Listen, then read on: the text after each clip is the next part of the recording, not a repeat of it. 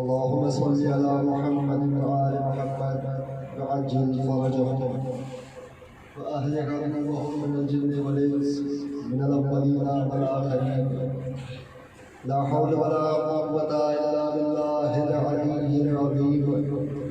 أعوذ بالله السميع العليم من الشيطان الرجيم. بسم الله الرحمن الرحيم.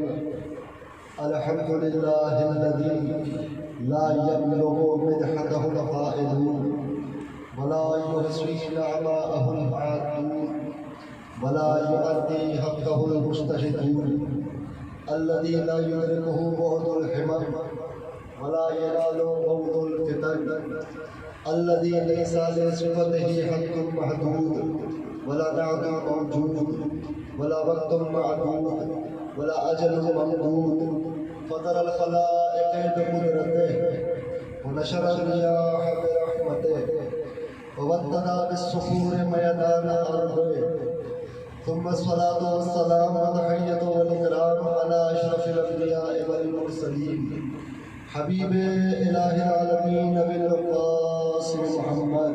اللهم صل على محمد وآل محمد وعلى آله الطيبين الطاهرين المعصومين الذين أذهب الله عنهم الرجس وطهرهم تطهيرا.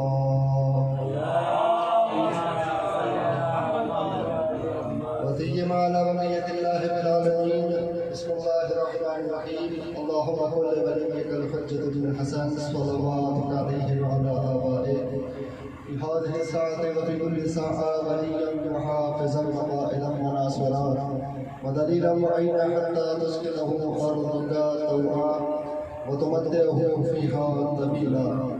اللهم عجل لوليك الفرج واجعلنا من أنصاره وأبانه وشيعته وخدامه، ولا تجعلنا من أعداء بحق محمد وآله الطاهرين. أما بعد، قال الله سبحانه وتعالى في كتابه المبين: بسم الله الرحمن الرحيم. قد أفلح المؤمنون. صلوات الله.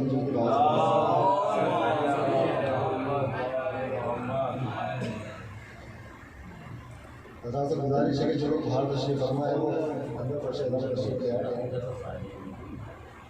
ایک بابا سے اندر صلوات اللہ صلی علی محمد وآل محمد.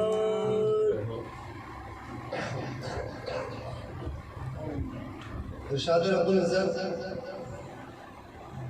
قرآن مجید کی 23واں سورہ اور اس کی پہلی آیت کہ جس میں اللہ ارشاد فرماتا ہے کہ قد افلح المؤمنون، ایک کامیاب مومنین ہیں.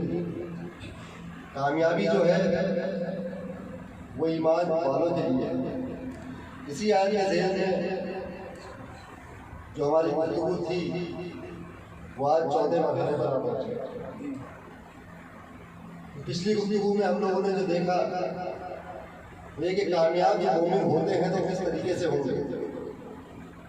تو اگر مومن کو کامیاب ہونا ہے، اگر انسان کو کامیاب ہونا ہے تو اس کے لیے سب سے پہلی چیز یہ ہے کہ وہ جس چیز کے لیے اس کو پیدا کیا گیا وہ اس کو پورا کرے، یعنی جو اس کی خلقت کا مقصد ہے اس کو پورا کرے.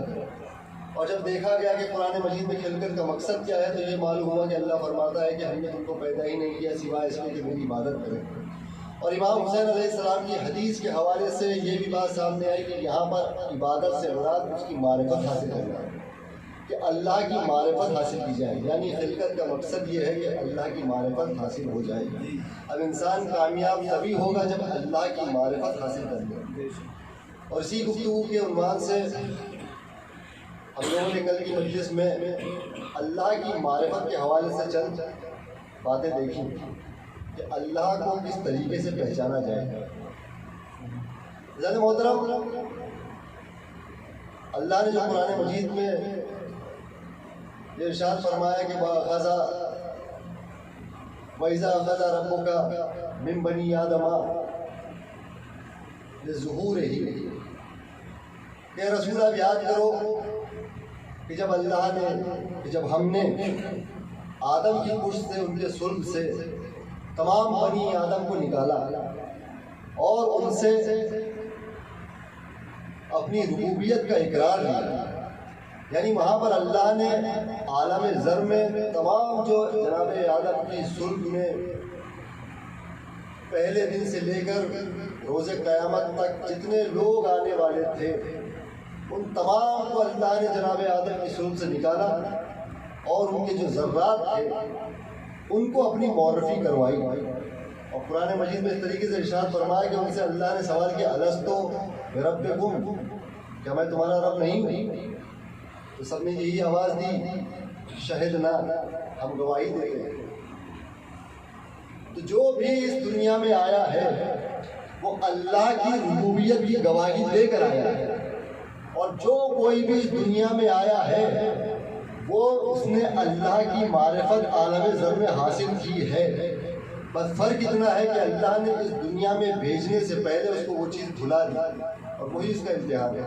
جس طریقے سے انسان جب ماں کے شکم میں ہوتا ہے تو وہ بھی اس کی دنیا ہوتی ہے، لیکن جب شکم کے باہر آتا ہے تو اس شکم کا حال بھی بھول چکا ہوتا ہے. اسی طریقے سے جو عالم ذر کی دنیا اس کی تھی وہ اس دنیا میں آنے کے بعد انسان بھول چکا ہے. اب یہاں پر یہ ہے کہ ہر انسان اس بات کو جانتا ہے کہ اس کا رب ہے. اب اس دنیا میں یہ بھی ہے کہ اللہ کا انکار کرنے والے لوگ بھی ہیں، اور اس دنیا میں اللہ کو ایک نہ ماننے والے لوگ بھی ہیں. لیکن آپ غور کریں کہ انبیاؤں کو جو اللہ نے بھیجا وہ یہ نہیں کہ وہ پڑھائے. انبیاؤں کا کام یہ تھا، ان کا کام یاد دلانا تھا. قرآن میں آیا تھا کہ انبیاؤں کے بارے میں مطلب وما علینا الا البلاغ، ہمارا کام کچھ نہیں، ہم صرف اس لیے آئے کہ ہم پہنچا دیں. ان کا کام صرف پہنچانا ہے. انبیاء جو انسان اپنی فطرت اللہ کی ربوبیت کو لے کر آیا ہے، جو توحید ہے اللہ کی سوا پر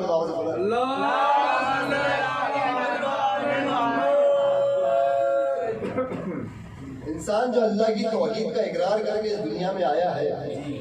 انبیاؤں کا کام بس اتنا تھا کہ ان کو وہ چیز یاد کرانا، وہ چیز یاد کرانا. 1,24,000 پیغمبر جو اللہ نے بھیجے صرف اس کام کے لیے کہ ان کو یاد دلایا جائے. انبیاء کا کام بس یہ تھا کہ یاد دلایا. تو ہر انسان کی فطرت میں خدا کی توحید موجود ہے. اگر آپ دنیا کے تمام مذاہب پر نظر ڈالیں گے، آپ دیکھیے اگر آپ اہل کتاب کو لیں، اہل کتاب یعنی جو عیسائی ہیں یا جو یہودی توریت کے ماننے والے ہیں، عیسائی انجیل کے ماننے والے ہیں، اور مسلمان قرآن کے ماننے والے. مسلمان جو ہے پورے طور پہ یہ کہتے ہیں کہ بھائی ہم توحید کے ماننے والے ہیں. لیکن جہاں پر بات یہودیت کی آتی ہے اور عیسائیت کی آتی ہے تو عیسائی جو ہے وہ تثلیث کے قائل ہے. تثلیث یعنی کیا؟ اللہ یعنی جناب عیسیٰ، جناب مریم اور خدا، یہ تین ملا کے خدا ہو جائے. اور ان سے پوچھا جائے خدا کتنے، وہ کہیں گے ایک. یعنی بانٹ تو دیا 3 حصوں میں، یعنی ایک جمع ایک جمع ایک حساب ایک. یہ ایک کیوں آیا؟ فطرت آواز دیتی ہے کہ خدا ایک ہے. فطرت کا تقاضا یہ کہ وہ آواز دیتی ہے کہ ایک ہے. اب انہوں نے بانٹ تو دیا لیکن 1 + 1 + 1 = 1. وہی یہودیوں کا بھی جناب عزیر کو اللہ کا بیٹا قرار دیتے ہیں، لیکن اللہ کا بیٹا کر لیں اللہ ایک ہے. وہی اگر آپ دوسرے ادھیان میں جائیں جو بت پرستی کرتے ہیں، اگر ہم ہمارے دیش میں دیکھیں جو بت پرستی ہوتی ہے ان کا بھی دیکھ لے گا. ان کے بھی مورتیاں 3 ایک جگہ جڑی ہوئی ملیں گی. ایک جو ہے بنانے والا ہے، ایک پہنچانے والا ہے، اور ایک سب فنا کرنے والا ہے، اور تینوں جڑے ہوئے وہ ایک بھی ایک. یعنی فطرت کی آواز ہے. اسی لیے امام جب کسی سے گفتگو کیا کرتے تھے تو اس کی فطرت سے کرتے تھے، توحید کے حساب سے. جیسے ایک دہریہ جو زمانے کا ماننے والا ہے وہ امام کی خدمت میں آئے اور امام سے سوال کرنے لگا کہ امام آپ بتائیے آپ خدا کی بات کر رہے ہیں کیسے، کہ خدا تو ہوتا نہیں، آپ خدائی کی بات کیسے کر رہے ہیں، میرے سمجھ میں نہیں آتا. تو امام نے کہا کہ تم کیا کام کرتے ہو؟ اس نے کہا میرا کام جو ہے وہ موتی نکالنا ہے سمندر سے. کیا کام ہے؟ سمندر سے موتی نکالنا. تو موتی کیسے نکالتے ہیں؟ کہ میں کشتی میں جاتا ہوں سمندر کے بیچ میں اور پھر گہرائی میں جا کر اور پھر میں وہاں سے موتی نکالتا ہوں، یہ میرا کام ہے. تو امام نے کہا کبھی تم کشتی لے کر سمندر کے بیچ میں گئے ہو؟ اس نے کہا ہاں گیا ہوں. تو امام نے کہا تو کبھی ایسا ہوا کہ کوئی طوفان آ گیا ہو؟ اس نے کہا کئی بار آیا. امام نے پوچھا کہ کبھی ایسا بھی ہوا ہے کہ تمہاری کشتی جو ہے تلاتم میں پھنس گئی ہو اور ایسا ہو کہ تم ڈوبنے والے ہو؟ اس نے کہا کئی بار ہوا. ایک بار تو ایسا ہوا کہ میں ڈوبنے ہی والا تھا. تو جب امام نے فرمایا کہ تم ڈوبنے والے تھے تو کیا ڈوب گئے؟ بولے نہیں، میں اپنے آپ کو بچا رہا تھا۔ امام نے فرمایا کہ کیوں بچا رہے تھے؟ سمندر تھا، کوئی آس پاس تھا تمہارے؟ نہیں، میں اکیلا تھا۔ تو بچا کیوں رہے تھے؟ بچانے والا کون تھا؟ لیکن نہیں، مجھے ایک امید تھی کہ میں بچ جاؤں گا۔ امام نے فرمایا جس سے تم نے یہ امید لگائی تھی وہی خدا، جس سے تم نے یہ امید لگائی خدا وہی ہے۔ سلوات پڑھو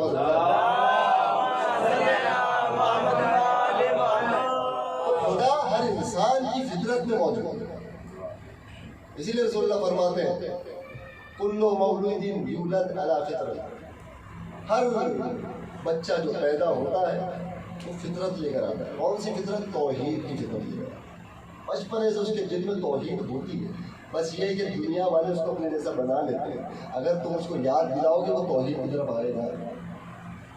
میں بھی ایک بات کہہ دوں کہ ہر بچہ فطرت اسلام پر پیدا ہوتا ہے اور اس کو پالنے والے اس کو اپنے جیسا بنا دیتے ہیں، یعنی اتنا اثر ہوتا ہے پالنے والوں کا کہ وہ ان کے جیسا بن جاتا ہے۔ اب مجھے بتائیے کہ حضرت عباس علیہ السلام کی جن کی ولادت معصومین کے درمیان ہوئی ہے اور ان کی تربیت اور پرورش سب تین کے تین معصوموں نے کی ہے، تو ان کا لہجہ کیا ہوگا؟ کیا کردار ہوگا؟ کیا اخلاق ہوگا؟ اپنے جیسا بنا لیتا تو جس کی تربیت معصوم کرے تو وہ معصوم جیسا نہیں لگے تو کیا لگے؟ سوات اللہ سے بلند۔ لیکن توحید کہاں پر ہے؟ جیسے کل کی گفتگو میں بات کی تھی کہ اللہ نے فرمایا کہ کلمۃ لا الہ الا اللہ، ہمارے لیے توحید ہے کہ ہم لا الہ الا اللہ کہیں، اور لا الہ الا اللہ جو ہے وہ اللہ کا قلعہ ہے، جو اس قلعے میں داخل ہو گیا وہ اللہ کے عذاب سے بچ گیا۔ امام نے فرمایا لیکن اس کی ایک شرط ہے، وہ شرط میں ہوں، لیکن ولایت امام جو ہے وہ توحید کی بھی شرط ہے۔ اب دیکھیے کس طریقے سے وہ شرط، قرآن مجید میں اللہ ارشاد فرماتا ہے رسول اللہ کے بارے میں کہ وما ارسلناک الا رحمۃ للعالمین، کہ رسول ہم نے آپ کو نہیں بھیجا سوائے اس کے کہ کائنات کے لیے، عالمین کے لیے رحمت بنایا۔ رسول اللہ عالمین کے لیے رحمت ہے۔ یہ آپ کو معلوم ہے رحمت کیا ہے؟ رسول اللہ کی رسول اللہ کی رحمت یہ ہے کہ اگر آپ دیکھیں جو گزشتہ قوم رسول اللہ سے پہلے گزری تھی، جیسے جناب موسیٰ کی ہو یا بنی اسرائیل گزرے، وہ لوگ اگر رات میں بھی کوئی گناہ کیا کرتے تھے تو صبح ان کے ماتھے پر نشان ہوتا تھا، یہ گناہ ہو رہا ہے، مہینے بھر میں ایک عذاب آ جاتا ہے یا سال بھر میں ایک عذاب آ جاتا ہے۔ کتنے عذاب بنی اسرائیل کی قوم پر آئے، لیکن رسول اللہ فرماتے ہیں کہ جتنے ظلم مجھ پر ہوئے کسی نبی پر نہیں ہوئے۔ لیکن بتائیے کیا رسول اللہ کی قوم پر عذاب آیا؟ یہ رحمت للعالمین، یہ رحمت للعالمین۔ اللہ سورہ انفال میں اس رحمت للعالمین کی وجہ بتاتا ہے کہ رسول آپ جب تک ان لوگوں کے درمیان ہیں، جب تک آپ ان لوگوں کے درمیان ہیں، میں ان پر عذاب نہیں بھیجنے والا ہوں۔ اللہ اعلان کر رہا ہے قرآن میں، اے رسول آپ عالمین کے لیے رحمت ہو۔ دوسرا یہ کہ آپ جب تک ان کے درمیان ہو میں ان پر عذاب نہیں کرنے والا۔ یہ رحمت ہے، اور یہی رحمت رسول اللہ کی آج ہمارے اوپر بھی کہ ہم عذاب گناہ کر کے خوش ہوتے ہیں، کبھی چھپ کر رہے ہیں، کبھی کھلے عام کر رہے ہیں، کچھ ہونے والا تو ہے، کچھ ہونے والا تو ہے۔ یہ رحمت ہے رسول اکرم صلی اللہ علیہ وآلہ وسلم کے زیر یہ ان کی رحمت ہے جو ہم پر عذاب نہیں آتا۔ تو اللہ فرماتا ہے کہ جب تک آپ ان کے درمیان ہو میں عذاب نہیں دیتے گا۔ اب یہاں پر ہر چیز کی نا ایک لمٹ ہوتی ہے، ایک دائرہ ہوتا ہے۔ اس رحمت کا بھی ایک دائرہ ہے، اس رحمت کا بھی ایک دائرہ ہے۔ وہ دائرہ کیا ہے؟ وہ دائرہ ولایت اہل بیت علیہ السلام، اس رحمت کا ایک دائرہ ہے۔ میں مثال پیش کر دوں آپ کے سامنے تاریخ کے حوالے سے۔ دائرہ ہے ولایت، ولایت کے دائرے کو پار مارو، اگر ولایت کے دائرے کو پار کیا رسول اللہ کی رحمت کے دائرے سے باہر چلے جائیں۔ واقعہ کون سا ہے؟ غدیر خم۔ رسول اللہ آئے اور غدیر خم کے میدان میں حضرت علی کی ولایت کا اعلان کیا، من کنت مولا ہو فہذا علی مولا، جس کا میں مولا ہوں اس کے لیے علی مولا ہے۔ اعلان ہو گیا، ایک شخص کھڑا ہو گیا، حارث بن نعمان فاروق، سامنے آ گیا رسول اللہ، اس کو معلوم ہونا یہ رحمت للعالمین ہے، یہ رحمت للعالمین ہے، جب تک یہ ہے عذاب تو نہیں آ جائے گا، چلو سامنے اے رسول یہ بتائیے یہ جو آپ نے ان کو ہمارے پر مسلط کر دیا ہے یہ آپ کی طرف سے کہ اللہ کی طرف سے؟ رسول نے فرمایا کہ اللہ کی طرف سے، یہ اللہ کی طرف سے۔ دیکھیے وہ مسلمان تھا، حج کر کے آیا تھا ساتھ میں، وہ کہہ بھی رہا تھا کہ آپ نے کہا نماز پڑھو، ہم نے نماز پڑھی، آپ نے کہا روزہ رکھو، ہم نے روزہ رکھا، آپ نے تمام احکامات کے ہم نے سب کیے، اب آپ اپنے بھائی کو مسلط کر رہے ہو کہ آپ کی طرف سے کہ اللہ کی طرف سے؟ رسول نے فرمایا اللہ کی طرف سے۔ تو کہنے لگا کہ یہ اللہ کی طرف سے ہے تو مجھ پر عذاب آئے گا، اور اگر یہ آپ کی طرف سے تو آپ، اس کا کہنا تھا عذاب آیا۔ میں کہوں گا اللہ تو قرآن میں کہہ رہا ہے کہ رسول جب تک آپ ان کے درمیان ہو عذاب نہیں بھیجوں گا، یہ تو رسول کے سامنے کھڑا ہے، عجب نہیں کہ آواز پروردگار آج تم نے دیکھا نہیں اس نے ولایت کا دائرہ پار کر لیا ہے، یہ رسول کی رحمت کے دائرے سے باہر چلا گیا ہے۔ محمد والے یہ رحمت ہے، رسول اکرم سے باہر چلا گیا، اس نے رحمت کا دائرہ ہی پار کر دیا۔ تو جو بھی دنیا میں ہے اس کو اپنے آپ کو کنٹرول میں رکھنا چاہیے، اور اتنا ہی نہیں فخر کیا اللہ نے۔ یعنی دیکھیے قرآن میں ایک ہی طریقے کی دو آیتیں ایک دوسرے کے مخالف ہیں، اللہ ایک جگہ بول رہا جب تک آپ درمیان میں ہو میں عذاب نہیں بھیجوں گا، اور وہیں جیسے ہی عذاب آیا یعنی ولایت علی میں اللہ بھی یعنی اتنا خوش ہوتا ہے کہ فوراً آیت نازل کی سورہ مارج کی پہلی آیت سالہ سالوں بے عذاب واقع، کہ سوال کرنے والے نے سوال کیا اور عذاب واقع ہوا، قرآن نے بتایا۔ یعنی یہ بھی کہہ رہے کہ رسول جب تک آپ ہو عذاب نہیں آئے گا، وہیں بتا رہا ہے کہ سوال کرنے والے نے عذاب مانگا اور عذاب آیا، یہ ولایت علی ہے۔ آپ ذرا غور سے بتائیے، دل میں ہاتھ رکھ کے بتائیے کہ جب ایک اللہ ولایت علی پر رسول اللہ کی جو رحمت ہے اس کے دائرے میں کسی کو رہنے نہیں دیتا تو اس ولایت کی اہمیت کیا ہوگی؟ سوچی جو اس ولایت کو اپنے دل میں رکھتا ہو اس کی کیا منزلت ہے، جو اس ولایت کے اللہ کو دیکھو وہ اپنی بات سے آگے بڑھ جا رہا ہے، جو اس نے قرآن میں کہا اس نے اس کے الگ کام کرنا، کیوں؟ ولایت ہے، تم اس کو پار نہیں کر سکتے، اس پہ تمہاری بخشش نہیں ہوتی۔ تو یعنی اس ولایت کو مان لینا کتنی بڑی منزلت کا کام ہے۔ اب یہاں پر جتنے لوگ بیٹھے ہیں، میں اگر یہاں پر کسی سے سوال کروں کہ بھائی ان میں سے کون لوگ ہیں وہ ہاتھ اٹھائیں جو ولایت علی پر ایمان نہیں رکھتے، ایک بھی ہاتھ اٹھائے گا؟ نہیں اٹھے گا۔ کیوں نہیں اٹھے گا؟ ولایت علی پر ایمان ہے نا ایمان۔ تو جتنے لوگ یہاں پر تشریف فرما ہیں یا جہاں جہاں پر جو کوئی بھی نام علی پر مسکرا دیتا ہے نا، اس کی کیا اہمیت ہے، اس کی کیا منزل ہے؟ کیا یہ رسول پسند کرے گا، رحمت للعالمین پسند کرے گا کہ ایسے شخص کے بارے میں کوئی الٹا سیدھا بولا جائے؟ کیا وہ اس کا خدا برداشت کرے گا کہ جو ولایت علی کو دل میں بسائے بیٹھا ہے اس کے بارے میں کوئی غلط کہے؟ اور یہ بات میری نہیں ہے، میری بات نہیں ہے، یار امام حسن عسکری علیہ السلام کا واقعہ، اس سے پہلے میں ساتویں امام کا واقعہ آپ کے سامنے پیش کرتا ہوں۔ ساتویں امام کا دور ہے اور ان کے دور میں ساتویں امام کی صحابی ہے علی بن یقطین، صحابی کا نام ہے علی بن یقطین۔ علی بن یقطین جو ہے نا کوئی چھوٹی موٹی ہستی نہیں تھی، صحابی تو تھے، ایک تو الگ منزل ہے، اس کے علاوہ وقت کا بادشاہ ہارون رشید، ہارون عباسی وقت کا بادشاہ، اس وقت کے بادشاہ کی جو پرائم منسٹر ہے نا پردھان منتری کی ویلیو کیا ہوتی ہے پتہ ہے نا؟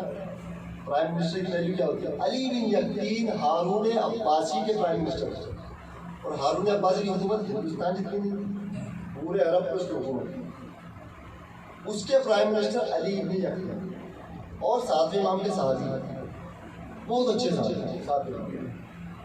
ایک مرتبہ اپنے گھر میں کسی کام میں مشغول تھے، ان کے دور میں ایک شخص رہتا تھا، اس کا نام تھا ابراہیم جمال، اس کا کام تھا جمال، اس کو اسی لیے کہا جاتا تھا، اس کا اونٹ چلانے کا کام تھا۔ وہ کسی کام سے علی بن یقطین کے پاس آیا کہ ان سے میں اپنا کچھ کام کروں گا۔ علی بن یقطین کہیں کچھ کام میں مصروف تھے، وہ آیا، اس نے پوچھا کہ بھائی مجھے ملنا ہے، اس کو ملنے کا موقع نہیں ملا، وہ چلا گیا۔ جب وہ چلا گیا تو کوئی بات، اس کے بعد علی بن یقطین ساتویں امام سے ملاقات کے لیے گئے، اور جب وہ ملاقات کے لیے گئے تو انہوں نے اجازت مانگی امام سے ملاقات کرنے کی. تو باہر جو دربار تھا اس نے کہا کہ میں اجازت لے کے آتا ہوں. اس نے امام کے پاس گیا, امام نے اس سے کہلوا دیا کہ ان سے کہو کہ ہمارے پاس ابھی وقت نہیں. اس نے آیا علی بن نقی سے کہا کہ میں امام منع کر رہا ہوں. علی بن نقی میں آج تک جتنی بار آیا امام نے کبھی مجھے منع نہیں کیا. بہت قریبی صحابی تھے امام, کبھی منع نہیں کیا. آج کیوں منع کیا؟ پھر سے پوچھ کیا اگر کچھ خطا ہو گئی ہے تو میں معافی مانگتا ہوں. پھر سے گئے, امام نے پھر سے منع کیا. پھر انہوں نے ضد کی, پھر سے گئے, پھر سے امام نے منع کیا. پھر آخر میں امام نے ان کو بلا دیا. جب بلا لیا تو امام کے پیروں میں گر گئے. پیروں میں گرنے کے بعد علی بن نقی فرماتا ہے کہ امام کیا خطا ہو گئی, آپ کو بتائیں, آپ کو ملنے سے کیسے ملتا ہے؟ امام کا جملہ سنیے. ولایت علی دل میں, آپ کے بھی دل میں, آپ اپنی بھی اہمیت سمجھیں, اور جو آپ کے سامنے ہے جس کے دل میں, غربت مت دیکھیے. اتنا بڑا رئیس ہے وہ بھی مت دیکھیے, کتنا طاقتور ہے وہ بھی مت دیکھیے, کتنا کمزور ہے وہ بھی مت دیکھیے. دیکھیے کہ اس کے دل میں ولایت علی ہے ہی نہیں. امام فرماتے تم کو ہمارے دوست سے ملنے کا وقت نہیں تو ہم تم سے مل کے کیا کریں گے؟ تم ہمارے دوست سے نہیں مل سکتے, ہم تم سے مل کر کیا کریں گے؟ اس نے کہا امام میں نے کس طرح سے ملنے سے انکار کیا؟ دیکھیے علی بن نقی نے جان بوجھ کے کچھ نہیں کیا تھا. ذرا اس بات پہ غور کریے گا کہ جو جان بوجھ کر کرتا ہو اس کا کیا ہوگا. انہوں نے جان بوجھ کے نہیں کیا تھا, ان کو تو پتہ ہی نہیں کب آئے کب گئے. امام نے کہا تمہارے پاس ہمارے چاہنے والوں سے ملنے کا وقت نہیں ہے. ہاتھ جوڑ دیا, امام میرے سے ایسی کوئی خطا نہیں ملی. امام نے کہا ابراہیم جمال تمہارے گھر پہ آیا تھا, کیا تم کو نہیں لگتا اس کے دل میں ہماری محبت ہے؟ وہ فقیر نہیں تھے, وہ عالم نہیں تھا, وہ کوئی تقی پرہیزگار نہیں تھا, بس امام کی محبت دل میں رکھتا ہے. امام نے کہا ہم تم سے نہیں مل سکتے. انہوں نے کہا امام آپ میری مدد کریے, میں کیسے معافی مانگوں. امام نے یعنی دیکھیے جب کسی سے آپ نے خطا ہو گئی ہو, امام کا کیا رویہ ہے وہ دیکھیے. اگر آپ کی کسی سے خطا ہو گئی ہو, اس نے کہا امام میں فوراً جانا چاہتا ہوں اس کے پاس کہ میں معافی مانگ لوں. امام نے تحیہ العرض کے ذریعے پل بھر میں ان کو ان کے گھر پہ پہنچا دیا. پل بھر میں امام کتنی تیزی کر رہے ہیں, کتنی تیزی کر رہے ہیں. ایسا نہیں کہ ہاں چلے جاؤ, امام نے اپنی قوت الہیہ سے, قدرت سے ان کو پل بھر میں پلک جھپکتے اس کے گھر پہ پہنچا دیا. صحابی جو امام کا ہوتا ہے, ہم لوگ بولتے ہیں نا امام سے محبت کرتے ہیں, علی بن نقی بھی کرتے ہیں, لیکن دیکھیے ہماری محبت کہاں ہے, ان کی محبت کہاں ہے. ذرا دیکھیے ہم لوگوں کو معیار دیکھنا چاہیے کہ ہماری محبت کا معیار کیسا ہے, ان کی محبت کا معیار کیسا تھا. وہ گئے ان کے گھر پہ جب پہنچے ابراہیم جمال کے گھر پہ, جیسی گئے ابراہیم جمال دیکھ کے گھبرا گئے. پردھان منتری گھر میں, وہ ایک دم پریشان, آپ کیا کیسے؟ انہوں نے کہا نہیں کوئی بات نہیں, میں یہاں پر آیا ہوں کہ تم سے کوئی بات نہیں. انہوں نے کہا کیا بات ہے, آپ مجھے بلا لیا ہوتا میں آ جاتا. نہیں میں زیادہ ضروری میرا نہ ہوا کیا. انہوں نے کہا کہ مجھے تم سے معافی مانگی. کس بات کے لیے؟ آپ نے کہا کوئی خطا نہیں کہ نہیں تم مجھ سے ملنے آئے تھے, میں تم سے مل نہیں پایا. ابراہیم جمال بولا مجھے اس بات کا کوئی برا لگا ہی نہیں ہے, آپ تو مصروف رہتے ہیں, اگر نہیں بھی مل پائے تو پھر آ جاتا. بولے نہیں مجھے معاف کرو, تو اس چیز کے لیے معاف کرو. اس نے کہا اچھا ٹھیک ہے. پردھان منتری بولا, اس نے ہاں ٹھیک ہے میں نے معاف کیا.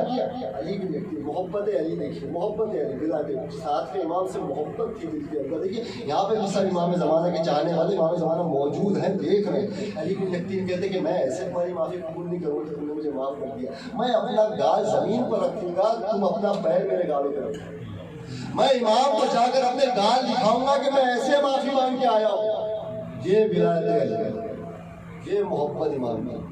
یہ بھی امام کے چاہنے والے, یہ بھی امام کے چاہنے والے. یہ امام کو جا کر ہم نے گالوں کو دکھایا. امام میں اس طریقے سے معصوم ہے. پردھان منتری ہم لوگوں کی کیا مثال ہے, اور وہ اونٹ چلانے والے. کیوں؟ اہمیت کس چیز کی ہے؟ دل میں علی کی محبت. دولت کی اہمیت نہیں, علم کی اہمیت نہیں, طاقت کی اہمیت نہیں, شہرت کی اہمیت نہیں, محبت اہل, محبت اہل بیت علیہ السلام. دوسرا واقعہ اور ایک موجود ہے کہ 11ویں امام کا دور ہے. 11ویں امام کے دور میں دیکھیے آپ, 11ویں امام کا دور ہے, وہاں پر ان کے ایک صحابی نہیں یعنی ان کے وکیل احمد بن اسحاق. احمد بن اسحاق یعنی احمد بن اسحاق جو تھے وہ خون جمع کرتے تھے امام کو, اور امام کو پہنچاتے تھے. وہ کتنے بڑے امام کے قریب احمد بن اسحاق. وہ ایک بار زیارت کے لیے جاتے ہیں. زیارت سے جانے کے لیے سب ایک دوسرے سے ملاقات کرتے ہیں. یہ بھی ملاقات کرنے لگے, سب سے ملاقات کر رہے ہیں. سامنے سے ایک سید صاحب سے وہ آیا، ان کا نام سید حسن تھا، ان کو عادت شراب پینے کی، شراب کی عادت تھی، بری لت ان کو لگ چکی تھی بہت زیادہ۔ وہ سامنے سے آئے، وہ سب سے ملاقات کر رہے تھے، یہ آئے تو احمد بن اسحاق جو تھے انہوں نے دیکھا، دیکھنے کے بعد کچھ نہیں، کوئی بات چیت تھی، وہ سامنے سے نکل گئے اور انہوں نے دوسروں سے ہاتھ پاٹ ملایا اور ملا کے چلی گئی۔ یہ بھی جب امام کے دروازے پہ گئے نا، امام نے ان سے بھی ملنے سے انکار کر دیا، امام نے ان سے بھی ملنے سے انکار کر دیا، فورس لے کر جاتے تھے امام کا، فورس انکار کر دیا کہ نہیں میں نہیں مل سکتا۔ وہ بھی اصرار کرنے لگے کہ کوئی تو خطا ہو گئی ہے مجھ سے۔ جب وہ بھی گئے نا، امام نے یہی جملہ فرمایا کہ تم میرے چاہنے والے سے نہیں مل سکتے، میں تم سے مل کے کیا کروں؟ شرابی تھا، انہوں نے کہا کہ امام وہ تو شرابی ہے۔ امام نے شرابی ہے لیکن کیا میری محبت اس کے دل میں نہیں ہے؟ محبت کی اہمیت ہے۔ انہوں نے کہا ہاں بے شک آپ کی محبت تو ہے، تو تم نے کیسے ملنے سے منہ پھیر دیا؟ انہوں نے بھی امام سے کہا کہ امام میں جا کر آیا۔ وہ آئے سید حسن کے پاس اور آنے کے بعد اسے پیروں میں گر کے معافی مانگی۔ سید حسن بولے ہوا کیا؟ وہ بولا کہ میں نے ایسا ایسا کیا اور امام نے مجھ سے کہا کہ وہ میری محبت رکھتے ہیں تو میرا بھائی ہے، تم نے کیسے انکار کیا؟ سید حسن کے بارے میں ملتا ہے اس دن سے جب ان کو معلوم پڑا کہ میری جو محبت دل میں ہے اس کا پاس امام اتنا زیادہ رکھتے ہیں، اس دن سے انہوں نے شراب کا ہاتھ نہیں لگایا۔ یہ بھی ہوتی ہے تبلیغ، یہ بھی ہے تبلیغ کا طریقہ۔ تبلیغ اس طریقے سے بھی ہوتی ہے، ایسا نہیں ہوتا کہ ہر کسی کو جہنم بھیج دیا جائے۔ ان کے اعمال یہ جہنمی ہیں، ہم جنت۔ ہوتا کیا ہے نا، یہاں پر معصوم دونوں طرف بنا لیتے ہیں ہم لوگ۔ ایک کیا کرتے ہیں معلوم ہے، ایک تو میں معصوم، دوسرا جو سامنے والا ہے وہ بھی معصوم۔ میں معصوم اس اعتبار سے کہ میں غلط کر نہیں سکتا، وہ معصوم اس اعتبار سے اس نے غلط کیا کیوں؟ خبر ہے، میں بھی معصوم وہ بھی معصوم۔ میں تو غلط کر نہیں سکتا کیونکہ میں معصوم ہوں، اور وہ اس نے غلط کیا کیوں؟ کیونکہ وہ بھی معصوم ہے۔ تو نہ وہاں کی غلطی ایکسیپٹ ہوگی نہ اپنی غلطی مانیں گے۔ یہاں پر یہ ہے کہ جناب نوح علیہ السلام جب انہوں نے کشتی بنا لی نا، اللہ سے عذاب کی دعا مانگی اور عذاب آ گیا، کشتی تیار ہے جناب نوح کی، اور سارے جانوروں کے جوڑے اور انسانوں کے جوڑے سب انہوں نے چڑھا لیے، کشتی چلنے لگی، طوفان آیا، کشتی جا رہی ہے۔ کشتی چلتے چلتے انہوں نے دیکھا کہ ایک جگہ شیطان ٹانگ پہ ٹانگ ڈالے لیٹا ہوا ہے۔ اچھا جناب نوح بھی فرصت میں آ گئے تو کشتی چل رہی ہے، فرصت کا موقع، وہ بھی ایک جگہ تھک ہار کے بیٹھے، انہوں نے دیکھا کہ شیطان ٹانگ پہ ٹانگ ڈالے بیٹھا ہوا ہے۔ جناب نوح نے سوال کیا کہ یہ اتنے آرام سے کیسے بیٹھے؟ کھلبلی ہوئی جناب نوح کو، گئے جا کر پوچھا بھائی کیا ہوا، تم ایسے کیوں بیٹھے؟ مسکرانے لگا جناب نوح کو دیکھ کے، مسکرا رہا ہے۔ جناب نوح پریشان ہو رہے ہیں، یا عذاب آ گیا، سب آ گیا، خوش مسکرا رہے۔ اللہ نے وہی کی جناب نوح کے اندر، اللہ بھی دکھانا چاہتا ہے، اللہ نے وہی اس کے دل میں کوئی بات ہے اس سے پوچھو۔ جو وہ مسکرانے لگا نا تو جناب نوح نے کہا کہ مسکرانے کی وجہ کیا ہے، کس وجہ سے مسکرا رہے؟ تو شیطان بولا کہ تم نے میری اتنی بڑی مدد کر دی ہے، نبی اولو العزم نبی، شیطان کہہ رہا ہے کہ تم نے میری مدد کر دی ہے اس لیے میں ہنس رہا ہوں۔ جناب نوح گھبرا گیا کہ میں نے شیطان کی مدد کر دی، یعنی ہم اگر کسی غلط آدمی کی مدد کرتے کتنا، شیطان کی مدد، ابلیس کی مدد۔ جناب نوح پریشان ہو، وجہ کیا مدد کر دی میں نے تمہاری؟ شیطان فرماتا ہے کہ جناب نوح یہ بتائیے کہ یہ جو آپ نے عذاب مانگا ہے نا، عذاب جو آپ نے مانگا، اگر یہ عذاب نہ آتا تو یہ جتنے آدمی زندہ رہتے نا قیامت تک مجھے ان کے پیچھے بھاگنا پڑتا۔ آپ نے ایک ساتھ جہنم میں بھیج دیا ہے۔ ایک صلوات علی محمد والے محمد، اگر ایک آدمی بھی باقی رہ جاتا تو میں قیامت تک اس کے پیچھے مجھے محنت کرنی پڑتی، اس کو کھینچ کے جہنم میں لے کے جانا پڑتا۔ آپ کے ایک دعا سے سارے کے سارے جہنم پہنچ گئے، فری ہو گیا۔ آپ نے میرا کام ہی آسان کر دیا۔ یہ ہم لوگ بھی کام آسان کرتے ہیں، یہی کام آسان ہم بھی کرتے ہیں۔ کوئی برے راستے پہ جا رہا ہے اس کا ہاتھ پکڑ کے لاؤ، حتی الامکان لاؤ، آخری دم تک لے کر آؤ۔ اس کو ولایت محبت رکھتا ہے نا وہ ایسے طریقے دل میں، اس کو لے کر آؤ، کسی بھی صورت میں لے کر آؤ، ورنہ آپ شیطان کی مدد کر رہے ہیں۔ ایک تو وہ لے کے جا ہی رہا ہے، آپ اور دھکیل رہے ہو کہ یہاں پہ آمد جاؤ، شیطان کی مدد ہوتی ہے۔ تو ہمیشہ محبت علی کا پاس رہو، دنیا داری میں یا زندگی میں جو کہیں بھی کوئی بھی فیصلہ لینا ہو ولایت علی کے اوپر. اور یہی چیز ہمارے اندر جو غصہ جو نفرت ہے نا اللہ نے دی لیکن سوچے تو ٹھیک کیوں نہیں. جو محبت علی نہیں رکھتا نا اس کے لیے, جو علی سے محبت نہیں, ہم جو علی کا چاہنے والا ہے اس کے اوپر جتنا بھی غصہ ہے اس کو سنبھال کے رکھو. جب علی سے بغض رکھنے والا ملے اس کے اوپر نکال دو. یہ ہے نفرت, یہ ہے محبت, یہ ولایت. یہی چیز ہم کو کربلا میں دیکھنے ملی. محبت علی کے اوپر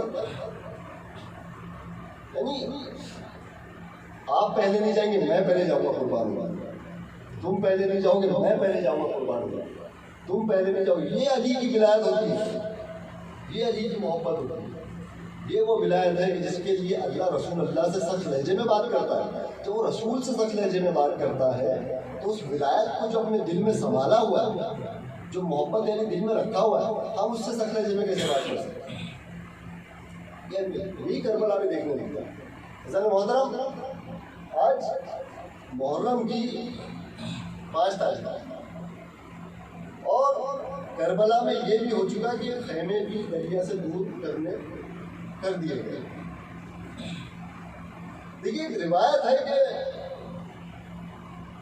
جناب زینب روایت فرماتی ہے کہ میں جب بھی رات میں سویا کرتی تھی تو میری ماں فاطمہ بیچ رات میں میرے بھائی حسین کو جگا کر پانی پلایا کرتی.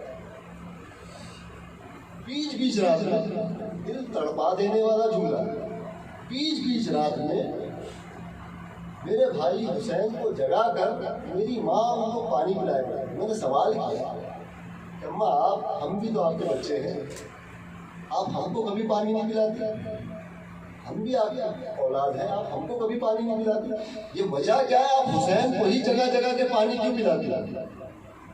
فرماتی ہے کہ میری ماں نے مجھ سے کہا کہ بیٹی جب حسین کی ولادت ہوئی ہے نا تو تمہارے نانا نے حسین کو میری گود میں لیا اور گود میں لے کے میرے بابا نے مجھ سے فرمایا کہ بیٹی دیکھو حسین کا ہمیشہ خیال رکھنا, اللہ نے اس کو اس فطرت پہ پیدا کیا ہے کہ اس کو پیاس بہت زیادہ لگتی ہے.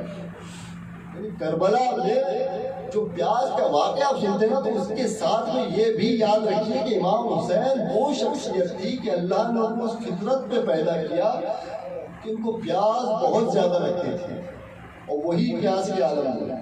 یعنی آپ کو جناب علی اکبر نے جب امام حسین علیہ السلام کی زبان اپنے منہ میں لی تو فوراً اپنے منہ کو دور کیا, یہی فرمایا کہ بابا آپ کی زبان میں تو میری زبان سے زیادہ کانٹے پڑے ہوئے. پیاس کی شدت کا عالم امام حسین کا کچھ اور ہی تھا. اور یہی جناب زینب بیان کرتی, جناب زینب کا اور امام حسین کا جو بھائی بہن کا تعلق عجیب, یعنی جب جناب عبداللہ سے شادی ہوئی ہے جناب زینب سلام اللہ علیہ کی تو حضرت علی نے جناب عبداللہ سے وصیت کی کہ دیکھو حسین جب بھی سفر میں جائے نا تو زینب کو ساتھ سے بھیج دینا. حسین جب بھی سفر میں جائے تو زینب کو ساتھ میں بھیج دینا. تو رجب کا موقع جب آیا کہ جب امام حسین نے قافلے کو لے کر مکے کی طرف چلے مدینے سے, جب قافلہ مکہ پہنچ گیا اور قافلہ مکہ پہنچنے کے بعد جب مکے سے امام حسین آگے نکلے ہیں تو ایک مقام پر رک گئے, ٹھہر گئے. تو جناب عبداللہ دونوں بچوں کو لے کر وہاں پر پہنچے. اس مقام پر جناب عبداللہ دو اپنے بچوں کو, جناب زینب کے 2 بچے, ایک جناب روان جناب محمد, دونوں کو لے کر پہنچے. پہنچنے کے بعد جناب زینب گھبرا گئی. انہوں نے کہا کہ دیکھو عبداللہ اگر تم مجھے لے جانے کے لیے آئے ہو تو یہ یاد رکھو تم مجھے لے تو جاؤ گے لیکن میں زندہ نہیں رہوں گی, میری زندگی حسین ہے, میں زندہ نہیں رہ پاؤں گی. جناب عبداللہ نے فرمایا کہ بیوی سنو, میں آپ کو لینے کے لیے نہیں آیا ہوں, میں تو آپ کے جد کی ایک حدیث پر عمل کرنے کے لیے آیا ہوں. فرمایا وہ کون سی حدیث ہے کہ آپ کے بابا نے, آپ کے جد نے فرمایا ہے کہ دیکھو جب بھی کوئی سفر پہ جائے نا تو اس کے لیے صدقہ نکال لیا کرو. تمہیں 2 بچے صدقے حسین سے اتارنے آیا ہوں, ایک تم تمہاری طرف سے صدقہ کر دینا, ایک میری طرف سے صدقہ کر دینا.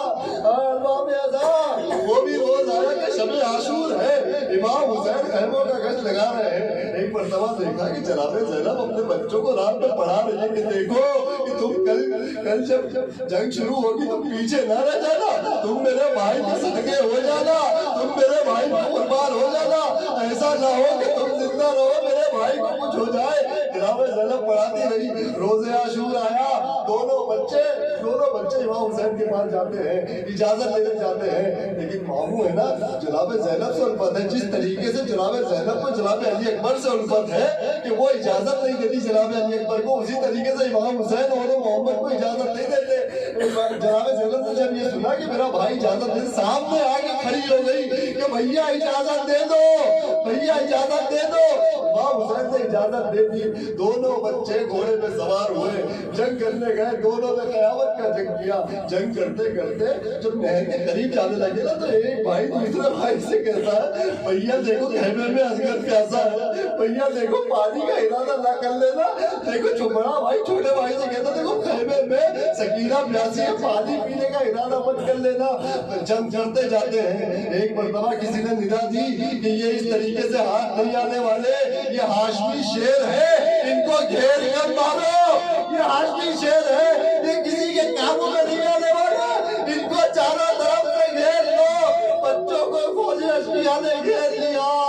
ایسے حملے ہوئے کہ دونوں بچے زمین پر آئے, اپنے ماموں کو مدد کے لیے پکارا.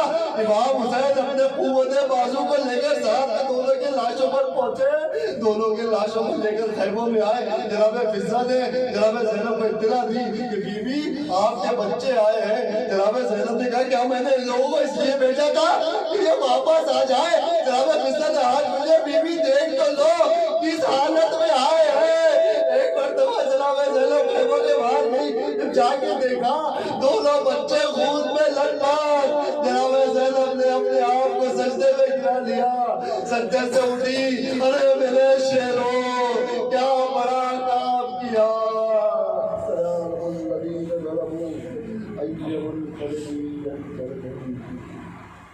یا رب الحسین بحق الحسین اشفی صدر الحسین بظہور الحجاج. یا رب الحسین بحق الحسین اشفی صدر الحسین بظہور الحجاج. یا رب الحسین بحق الحسین اشفی صدر الحسین بظہور الحجاج. بات